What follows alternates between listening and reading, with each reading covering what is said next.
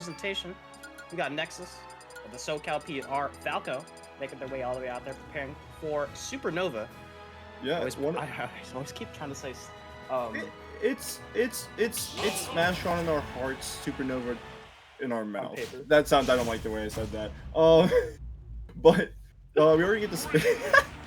We're gonna get the spacey battle to start, which definitely I would imagine if you're Nexus, you would actually no. There's Tilde in the tri-state area. Even if he doesn't come out much, he does exist. Tilde is the specialist on the Falco Nexus, the one of our SoCal's owns. This matchup, we've seen it actually plenty of times in the early stages of Ultimate, I'd like to argue, but then kind of it's been falling off recently with less and less representation, honestly, from both of these characters, but we'll have to see what can be done in this matchup. Which is really funny because I feel like a lot of people thought that Falco was going to be like a late meta character, especially instead of receiving buffs. And like he still performs rather well. Can you frame this? You can't. He's been performing well, but he just doesn't have the rep. Couldn't even combo that there.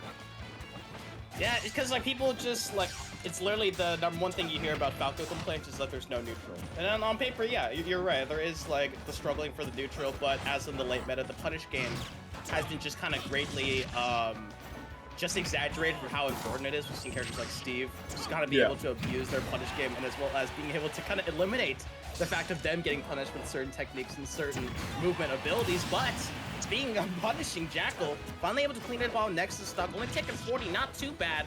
But this is a huge window for Jakal in order to make a huge combo happen. It just depends if Nexus will allow it.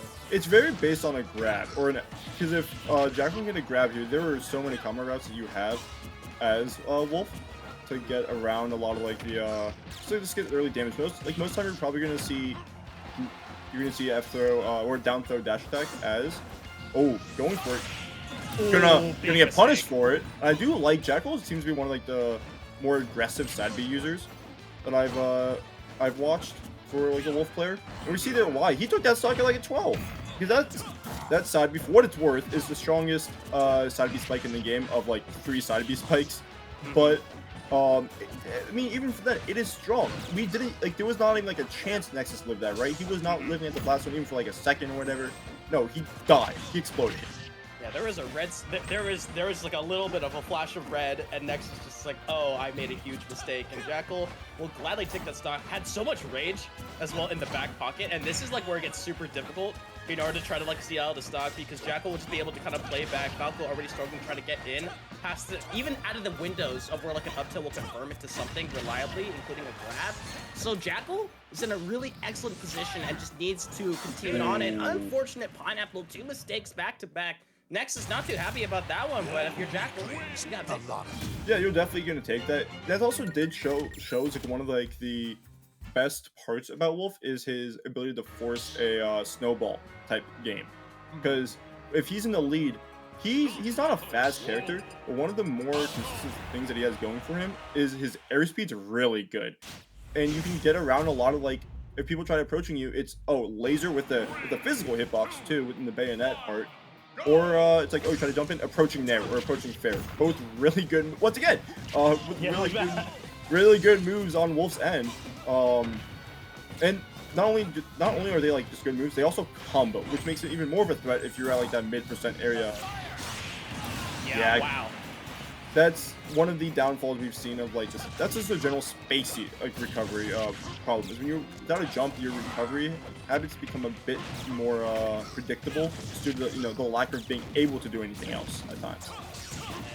I think I've watched this Fox so many times because like even if their opponents is spacey and Fox like goes against it, there's not too much of a big punish window, but like Wolf just obliterates you with that like perfect side B timing, and Falco can try to get some spike damage as well. But huge lead already reestablished. It looked so good for Nexus in like the first game, and all of a sudden the momentum just completely shifted over, and Jakal continuing to snowball forward, daring to go with the bear, and it's looking real difficult because all of a sudden it felt so good. Nexus cleans it up, but 80%, you're a light character, you're one interaction from dying. There's the nair for you. I also do think that the down smash is like just a good like call out there because Jakal tends to hold down to clip you with the final hit of up B. So I don't know if he did it that time, but it wouldn't surprise me if he simply got caught out for it.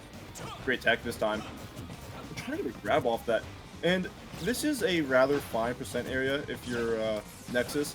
Like only taking, well, okay, never mind. That's like you're able to get theoretically you're able to do a get the up tilt into back air, which won't kill, but it'll put you in a decent situation to edge guard Wolf. But that was also before you took 71. So there's a giant asterisk next to there's it. a giant asterisk. It started off like, oh, you know, not the worst, and then as I said it was like, oh no, this is quite the situation to see yourself in. And I do think semis is best of 3. So this is very well could be Nexus's last stop for winners. Yeah, and it sucks too, because like the momentum shifted so fast, it just felt like Nexus had no time to like really recollect himself and like gather anything. Like Jakal was just like, wow, I got those like great stocks in the previous one, and it started off so strong with that first stock, so all of a sudden 161%, you're living on borrowed time, and at this point it's gonna take more than a miracle to get yourself in a Oh, may just take it off it's either may take it off the top or yeah, because you have to aim for the corner, but even with the corner DI from that part of the stage, you're more likely to die off the ceiling or off the side. And sure enough, yeah, died off the top there. And that's gonna be a 2-0, because 2-0, which felt like it really shouldn't have only been a 2-0, right? You're talking about the momentum like change heavy, because even with the clear momentum change going into game 2, Nexus still kept it close to that first stock until the momentum changed again. Yeah. It looks so good. Like this was such like a clean start. 9%. Oh my goodness. Yeah. There was no chance. There was no chance. Like he the next time we saw him, he was coming back from the blast zone. Like he was on the respawn platform. Yeah, and we can see there's just a slight distance being enough to prevent the normal recovery there. But you see right here, getting hit by the nair on the side B and trying to side B again, you just accidentally clip the ledge there. And I think we actually did have a little bit of a big upset with Yeast actually losing to Haze in 2-0. So that takes the 4th seed out of this bracket. It makes Justin Violet fighting Haze for 7th. But two other Average, pretty local. average, yeah. I mean, honestly, that's just an average New Jersey players who could legitimately beat